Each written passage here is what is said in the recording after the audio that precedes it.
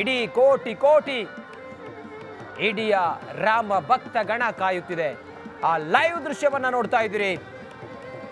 ಆ ಸಂದರ್ಭದ ಈ ಕ್ಷಣಕ್ಕೆ ಅಯೋಧ್ಯೆಯಲ್ಲಿ ಏನು ನಡೀತಾ ಇದೆ, ಬಹಳ ಜನರಿಗೆ ಹೋಗ್ಲಿಕ್ಕೆ ಆಗೋದಿಲ್ಲ. ಯಾಕಂತ ಹೇಳಿದ್ರೆ ಒಂದು ಸೀಮಿತವಾದಂಥ ಪ್ರದೇಶದಲ್ಲಿ ಶ್ರೀರಾಮಚಂದ್ರನ ಆ ಭವ್ಯ ಮಂದಿರದ ಜೊತೆಗೆ ಆ 2.7 ಎಕರೆ ಜಾಗದಲ್ಲಿ ನಿರ್ಮಾಣ ಆಗ್ತಿರುವಂಥ ಮಂದಿರದ ಒಳಗಡೆ ವಿರಾಜಮಾನವಾಗುವಂಥ ಶ್ರೀರಾಮಚಂದ್ರರ ಆ ಭವ್ಯ ಮೂರ್ತಿ, ಪುಣ್ಯ ಮೂರ್ತಿಯನ್ನು ನೋಡೋದಕ್ಕೆ ಈ ಕ್ಷಣಕ್ಕೆ ಎಲ್ರಿಗೂ ಸಾಧ್ಯ ಆಗದೇ ಇರುವಂಥ ಕಾರಣದಿಂದ ರಿಪಬ್ಲಿಕ್ ಕನ್ನಡ ಲೈವ್ ಕವರೇಜ್, ಕ್ಷಣ ಕ್ಷಣದ ಮಾಹಿತಿ, ಏನೇನಾಗ್ತಾ ಇದೆ ಅಯೋಧ್ಯೆಯ ಪುಣ್ಯ ಭೂಮಿಯಲ್ಲಿ ಅನ್ನೋದರ ಡೀಟೇಲ್ಸ್ ಅನ್ನ ಕೊಡ್ತಾ ಇದ್ದೀವಿ.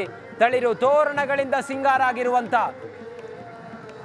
ವೈಭೋಗದೊಂದಿಗೆ ಶ್ರೀರಾಮಚಂದ್ರನನ್ನ ಪ್ರಾಣ ಪ್ರತಿಷ್ಠಾಪನೆ ಮಾಡುವಂತ ಆ ಸಂದರ್ಭಕ್ಕೆ ವೀಕ್ಷಕರೇ, ಮತ್ತೊಮ್ಮೆ ನಿಮ್ಮನ್ನ ನಾನು ಅಯೋಧ್ಯೆಗೆ ಕರ್ಕೊಂಡು ಬರ್ತಾ ಇದ್ದೀನಿ. ಯಾವ ರೀತಿಯ ಸಂಭ್ರಮೋಲ್ಲಾಸ, ಎಲ್ಲ ಕಡೆ ಯಾವ ರೀತಿಯ ಸಂಭ್ರಮೋಲ್ಲಾಸಗಳಾಗ್ತಾ ಇದೆ ಅಂತೇಳಿ ಎಲ್ಲ ಘಟಾನುಘಟಿಗಳು ಬಂದಿದ್ದಾರೆ. ಅಮಿತಾಬ್ ಬಚ್ಚನ್ ಇರ್ಬೋದು, ರಜನಿಕಾಂತ್ ಇರ್ಬೋದು, ಯೋಗಿ ಆದಿತ್ಯನಾಥ್ ಅವರು ಈಗಾಗಲೇ ಯೋಗಿ ಆದಿತ್ಯನಾಥ್ 1992ರಲ್ಲಿ 18 ವರ್ಷದ ಬಾಲಕ ಯೋಗಿ ಆದಿತ್ಯನಾಥ್ ಈಗಾಗಲೇ ಅವರ ಕಾಲಾವಧಿಯಲ್ಲೇ ಪ್ರಾಣ ಪ್ರತಿಷ್ಠಾಪನೆ ಆಗ್ತಾ ಇರೋದು, ದೇವಸ್ಥಾನ ಆಗ್ತಾ ಇರುವಂಥದ್ದು ನೋಡಿ. ನೀವು ನೋಡ್ತಾ ಇದ್ದೀರಿ, ಯೋಗಿ ಆದಿತ್ಯನಾಥ್ ಅವರು ಈಗಾಗಲೇ ಬಂದಿಳಿದಿದ್ದಾರೆ. ಪ್ರಾಣ ಪ್ರತಿಷ್ಠಾಪನೆ ಆಗ್ತಾ ಇದೆ. ಈ ಶುಭ ಗಳಿಗೆಯಲ್ಲಿ ಬಹುಶಃ ಅವರು ಅಂದ್ಕೊಂಡಿದ್ರೆ ಇಲ್ಲ ಗೊತ್ತಿಲ್ಲ, ಈ ಥರ ತನ್ನ ಕಾಲಾವಧಿಯಲ್ಲಿ ಇದಾಗತ್ತೆ ಅನ್ನುವಂಥದ್ದು. ಯೋಗಿ ಆದಿತ್ಯನಾಥ್, ನರೇಂದ್ರ ಮೋದಿ ಇವತ್ತಿನ ಪ್ರಾಣ ಪ್ರತಿಷ್ಠಾಪನಾ ಕಾರ್ಯಕ್ರಮದಲ್ಲಿ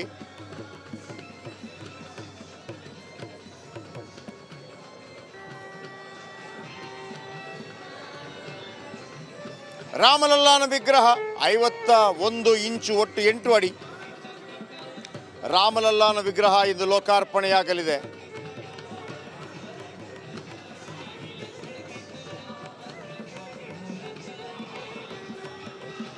ಯೋಗಿ ಆದಿತ್ಯನಾಥ್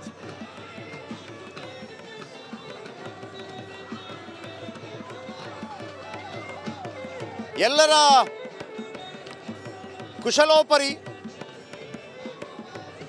ಕುಶಲೋಪರಿಯನ್ನು ಮಾಡ್ತಾ ಇದ್ದಾರೆ ಯೋಗಿ ಆದಿತ್ಯನಾಥ್ ಅವರು ಪ್ರತಿಯೊಬ್ಬರ ಬಳಿಗೆ. ಯಾಕಂತಂದ್ರೆ ರಾಜ್ಯದ ಮುಖ್ಯಮಂತ್ರಿಯಾಗಿ ಅವರ ಜವಾಬ್ದಾರಿ ಆಗಿರುತ್ತೆ. ಎಲ್ಲ ಗಣ್ಯಾತಿ ಗಣ್ಯರು ಬರುವಾಗ ಅವರನ್ನು ಆಹ್ವಾನ ಮಾಡುವಂಥದ್ದು, ಆ ಕೆಲಸವನ್ನು ಇದೀಗ ಯೋಗಿ ಆದಿತ್ಯನಾಥ್ ಅವರು ಮಾಡ್ತಾ ಇದ್ದಾರೆ.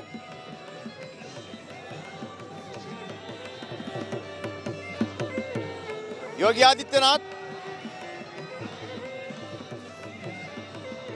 ಆದಿತ್ಯನಾಥ್ ಅವರು ಪ್ರತಿಯೊಬ್ಬರ ಯೋಗಕ್ಷೇಮ ವಿಚಾರಿಸ್ತಾ ಇದ್ದಾರೆ. ದೇವಸ್ಥಾನದ ಬಳಿ ಹೋಗಿ ನಿರ್ವಿಘ್ನವಾಗಿ ಅಲಂಕೃತಗೊಂಡಿರುವಂತಹ ದೇವಸ್ಥಾನ ಲೋಕಾರ್ಪಣೆಯಾಗಲಿದೆ.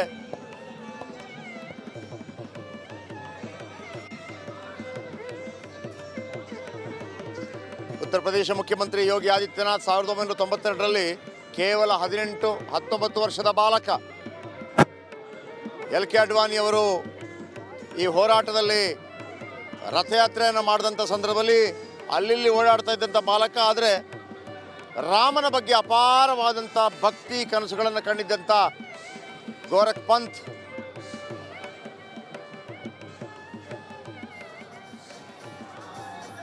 ನಾಥ ಪರಂಪರೆಯ ಮುಖ್ಯಸ್ಥರು.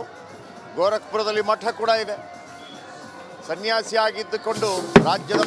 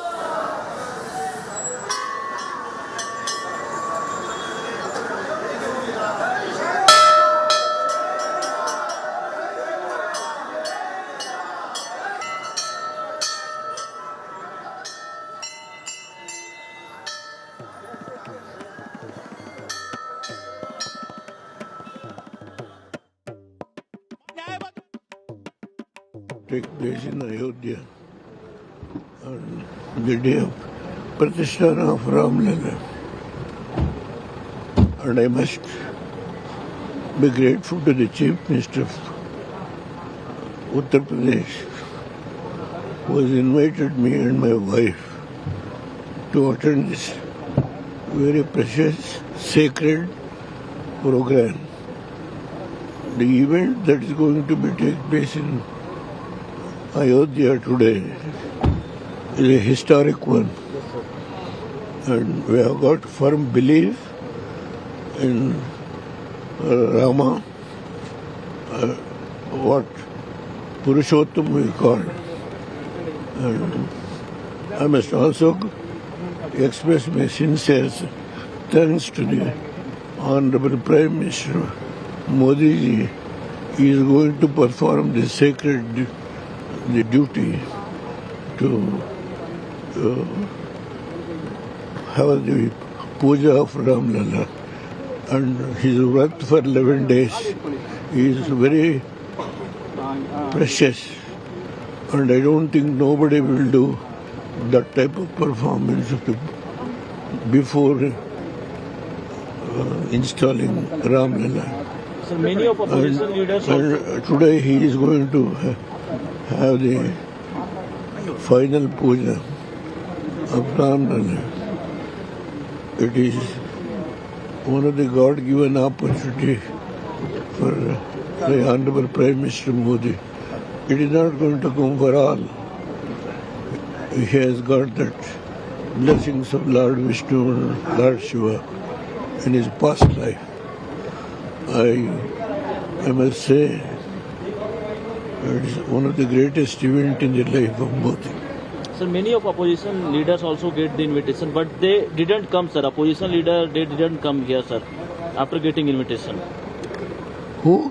Many of the opposition leaders, sir, India bloc leaders. No, I'm sorry for that. I think in this case, what the stand they have taken, I don't think it is going to be a proper decision. It is left to them.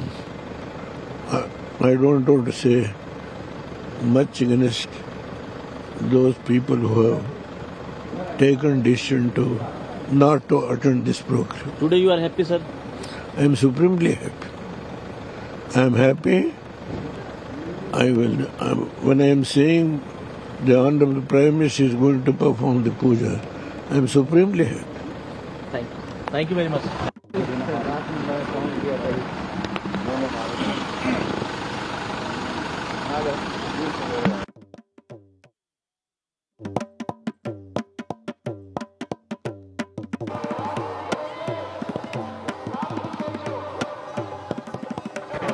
Ramlala के मंदिर में ಯೋಗಿ लोकार्पण ಆದಿತ್ಯನಾಥ್ माननीय प्रधानमंत्री नरेंद्र मोदी जी ಎಲ್ಲ के हाथों ಗಣ್ಯರನ್ನ होने वाला है। हम सब ಮಾತನಾಡಿಸ್ತಾ आह्लादित ಇದ್ದಾರೆ. ದೇವೇಗೌಡರು ಇಡೀ ಕುಟುಂಬವೇ ಅಲ್ಲಿಗೆ ಬಂದಿದೆ. ದೇವೇಗೌಡರ ಕುಟುಂಬ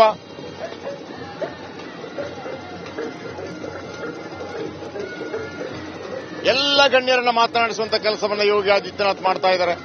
ಒಟ್ಟು 31,000 ಕೋಟಿ ರೂಪಾಯಿ ವೆಚ್ಚದಲ್ಲಿ ಅಯೋಧ್ಯೆ ಪುನರ್ ನಿರ್ಮಾಣವಾಗ್ತಾ ಇದೆ. ಅಯೋಧ್ಯೆ ಪುನರ್ ನಿರ್ಮಾಣಕ್ಕೆ 31,000 ಕೋಟಿ ರೂಪಾಯಿ ವೆಚ್ಚಗಳನ್ನು ಬಳಸಲಾಗ್ತಾ ಇದೆ. 260 ಯೋಜನೆಗಳನ್ನು ಬಳಸಲಾಗ್ತಾ ಇದೆ. ಬಹುಶಃ ಹಿಂದೆ ಹೇಳ್ತಾ ಇದ್ರು ಭವ್ಯವಾದ ರಾಮ ಮಂದಿರವನ್ನು ಕಟ್ತೇವೆ ಅಂತೇಳಿ, ಅಂತ ರಾಮ ಮಂದಿರವನ್ನು ಕಟ್ಟುವಂತದ್ದಾಗಿದೆ.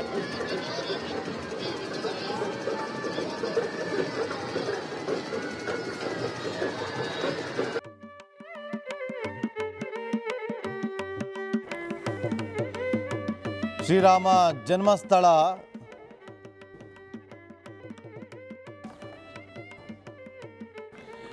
ಗುರುಗಳ ನೋಡಿ, ಈಗ ಇನ್ನೇನು ಕೆಲವೇ ಕ್ಷಣಗಳಲ್ಲಿ ಅವೆಲ್ಲ ಕಾರ್ಯಕ್ರಮಗಳು ಕೂಡ ಆರಂಭಗೊಳ್ಳುತ್ತೆ. ಪ್ರಮುಖವಾದಂಥ ಕಾರಣ, ಈ ಪ್ರಾಣ ಪ್ರತಿಷ್ಠಾಪನಾ ಸಂದರ್ಭದಲ್ಲಿ ಕಣ್ಣಿಗೆ ಬಟ್ಟೆ ಕಟ್ಟಿರ್ತಾರೆ, ಅದನ್ನು ಬಿಚ್ತಾರೆ. ಆದರೆ ಆ ಸಂದರ್ಭದಲ್ಲಿ ಕನ್ನಡಿ ಹೊಡೆಯುತ್ತೆ ಅಂತ ಎಲ್ಲರೂ ಕೂಡ ಹೇಳ್ತಾರೆ. ಅದು ಹೊಡೆದ್ರೆ ಮಾತ್ರ ಅಲ್ಲಿ ಪ್ರಾಣ ಪ್ರತಿಷ್ಠಾಪನಾ ಆಗಿದೆ ಅನ್ನೋದು ಅಂತೇಳಿ. ಏನು ಹೇಳಿ, ಶಾಸ್ತ್ರದ ಮನ್ನಣೆ ಇಲ್ಲ, ಒಡೆಯುತ್ತೆ ಅದನ್ನೆಲ್ಲ ನಾನು ನೋಡಿಲ್ಲ. ಕೆಲವರು ಅದನ್ನು ತೋರಿಸ್ತಾ ಇದ್ದಾರೆ, ಎಲ್ಲೋ ನೋಡ್ದಂಗಿತ್ತು, ನಾನು ಯಾವುದೋ ಒಂದು ಟಿ ವಿನಲ್ಲಿ ಹೊಡೆದಿದ್ದು ತೋರಿಸ್ದಂಗಿದ್ರು. ಅದಕ್ಕಷ್ಟು ಶಾಸ್ತ್ರದ ಮಾನ್ಯತೆ ಇಲ್ಲ ಅಂತಲೂ ಅಲ್ಲಿ ಬಿಟ್ಟು ಬಿಡ್ಬೇಕು ಅದನ್ನು. ಅದು ಏಕೆಂದರೆ ಒಣಪ್ರತಿಷ್ಠೆಯಿಂದಲೂ ಏನೋ ಒಂದು ಟ್ರಿಕ್ಸ್ ಮಾಡಿರ್ತಾರೆ, ಅದು ಬೇಡಿ. ಆದರೆ ಇಲ್ಲಿ ಆ ದೇವರ ದರ್ಶನವನ್ನು ದೇವರಿಗೆ ಮಾಡಿಸೋಂಥದ್ದು ಪ್ರಕ್ರಿಯೆ ಅಲ್ಲಿ ಶಾಸ್ತ್ರ ಹೇಳಿರೋ, ಅಷ್ಟಕ್ಕೆ ನಾವು ತೆಗೆದುಕೊಳ್ಳೋದು ತುಂಬ. ಅದು ಕಾಡಿಗೆಯನ್ನು ಹಚ್ಚುತ್ತಾರೆ. ಆ ಚಿನ್ನದ ಆ ಸಲಾಕೆ ಏನು ಚಿನ್ನದ ಸೂಜಿ ಇರುತ್ತಲ್ಲ, ಆ ಸೂಜಿಯಲ್ಲಿ ಯಾರಾದರೂ ಶ್ರೇಷ್ಠವಾದಂಥ ಯತಿವರೆಣ್ಯರು ಪೂಜ್ಯರಿಂದ ಅದನ್ನು ದೃಷ್ಟಿಯನ್ನು ಇದು ನೇತ್ರೋನ್ಮಿಲವನ್ನು ಮಾಡಿಸೋದು. ಅದು ಒಂದು ಆ ದೃಷ್ಟಿ ಅದು ಬೇರೆಯವ್ರ ಮೇಲೆ ಬೀಳ್ದಲೇ ಇರಲಿ ಅಂತ. ಅದು ಅದ್ರ ಮುಂದೆ ಸಡನ್ನಾಗಿ ಒಂದು ಹಸು ಕರು ನಿಲ್ಲಿಸಿರ್ತಾರೆ, ಬಾಳೆಕಂಬ ನಿಲ್ಲಿಸಿರ್ತಾರೆ, ಗೊನೆ ಬಿಟ್ಟಿರ್ತಕ್ಕಂಥ ಬಾಳೆಕಂಬವನ್ನು ಕಡಿತಾರೆ. ಆ ನಂತರ ಆ ಕನ್ನಡಿಯಲ್ಲಿ ದರ್ಶನ ಮಾಡಿಸಿದ್ಮೇಲೆ ಬಾಳೆಕಂದನ್ನು ಕಡಿಯೋದು, ಅದು ನೇತ್ರೋನ್ಮಿಲನ ಅಂತ ಅದು ಶಾಸ್ತ್ರ. ಇದು ಪ್ರಾಣ ಪ್ರತಿಷ್ಠಾಪನೆ ಆದ ನಂತರ ಈ ಮಾಡ್ತಕ್ಕಂಥ ಪ್ರಕ್ರಿಯೆ ಇದಾಗಿದೆ. ಆ ನಂತರ ಷೋಡಶೋಪಚಾರ ಪೂಜೆಗಳು, ಷೋಡಶ ಅಂದ್ರೆ 16 ರೀತಿಯಾದಂಥ ಪೂಜೆಗಳು, ಪಾದ್ಯ, ಯದ್ಭಕ್ತಿಲೇ ಸಂಪರ್ಕ ಪರಮಾನಂದ ಸಂಭವ ತಸ್ಮೈ ತೇಚರಣಾಧ್ಯಾಯ ಪಾದ್ಯಂ ಶುದ್ಧಾಯ ಕಲ್ಪೆ ಅಂತ ಹೇಳ್ಬಿಟ್ಟು ರಾಮನ ಪಾದಗಳಿಗೆ ಪಾದ್ಯವನ್ನು ಹಾಕೋದು. ಪಾದಯೋಹೋ ಪಾದ್ಯಂ ಸಮರ್ಪಯಾಮಿ ಅಂತ ಪಾದಗಳಿಗೆ ಪಾದವನ್ನು ತೊಳೆಯುವಂತಹ ಒಂದು ಅತ್ಯಂತ ಉತ್ತಮವಾದಂಥ ಒಂದು ದ್ರವ್ಯಗಳು ಅದರೊಳಗಿರುತ್ತೆ. ಆ ನಂತರ ಆಚಮನ ಅಂತ ಹೇಳ್ತಾರೆ. ಆಚಮನ ಕೈಯನ್ನು ತೊಳೆಯೋದು. ವೇದಾನಾಮಪಿ ವೇದಾಯ ದೇವಾನಾಂ ದೇವತಾತ್ಮನೆ ಆಚಮನಂ ಕಲ್ಪಯಾಮೀಶ ಶುದ್ಧಾನಂ ಶುದ್ಧೀಯತೆ. ಕೈಗಳ ಶುದ್ಧಿಗೋಸ್ಕರ ಆಚಮನವನ್ನು ಮಾಡೋದು. ಪಾದ್ಯ ಅರ್ಘ್ಯ ಆಚಮನ. ಈ ರೀತಿಯಾಗಿ ಮುಖವನ್ನು ತೊಳೆಯೋದು. ಈ ರೀತಿಯಾಗಿ ಆದಮೇಲೆ ದೇಹದ ಶುದ್ಧಿಯನ್ನು ಮಾಡಿದ್ಮೇಲೆ ಗಂಧ, ಅಕ್ಷತೆ, ಗಂಧವನ್ನು ಇಡೋದು. ಗಂಧದ್ವಾರಾಂಧುರಾದರ್ಶಂ ನಿತ್ಯಪಿಷ್ಟಾಂ ಕರೀಷಿಣಿ ಈಶ್ವರೀಗಂ ಸರ್ವಭೂತಾನ್ ಅಂತಾಮಿಹೋಪಕ್ವ ಯೇ ಶ್ರಿಯಂ. ಗಂಧವನ್ನು ಧರಿಸೋದು, ಗಂಧವನ್ನು ಇಡೋದು ಅಂತ ಹೇಳ್ತೀವಿ. ಆಮೇಲೆ ಅಕ್ಷತೆಯನ್ನು ಇಡೋದು. ಆನಂತರ ಅರಿಶಿಣ, ಕುಂಕುಮ, ಸಿಂಧೂರ ಇತ್ಯಾದಿಗಳನ್ನು ಇಡೋದು. ಯೋಪಾಂ ಪುಷ್ಪಂ ವೇದ ಪುಷ್ಪವಾಂ ಪ್ರಜಾವ ಅಂ ಪಶುಮಾಂ ಭವತಿ ಚಂದ್ರಂ ಅವಾಪಾಂ ಪುಷ್ಪಂ ಪುಷ್ಪವಾಂ ಪ್ರಜಾವ ಅಂ ಪಶುಮಾಂ ಭವತಿ. ಪುಷ್ಪಗಳನ್ನು ಇಡಬಹುದು. ಪತ್ರೆ, ಬಿಲ್ವ ಪತ್ರೆ, ತುಳಸಿ ಪತ್ರೆ, ಇನ್ನೂ ಅನೇಕ ಮಾತಾಡ್ತೀನಿ. ನನ್ನ ಸಹೋದರಿ ಸ್ಮಿತಾ ಅಲ್ಲಿ ಮಾತಾಡ್ತಿದ್ದಾರೆ. ಆಗಮಿಸಿದ್ದಾರೆ. ನೇತೃತ್ವದಲ್ಲಿ ಉತ್ತರ ಪ್ರದೇಶದ ಅಭಿವೃದ್ಧಿಯ ಹೊಸ ಪರ್ವ ಪ್ರಾರಂಭ ಆಗಿದೆ ಅನ್ನೋದು ಉತ್ತರ ಪ್ರದೇಶ ಜನರ ಅಭಿಮತ. ಇನ್ಫ್ಯಾಕ್ಟ್ ಅಯೋಧ್ಯೆಯಲ್ಲಿ ರಿಪಬ್ಲಿಕ್ ಕನ್ನಡ ಕಳೆದ ಒಂದು ವಾರದಿಂದ ಬೀಡು ಬಿಟ್ಟಿದೆ.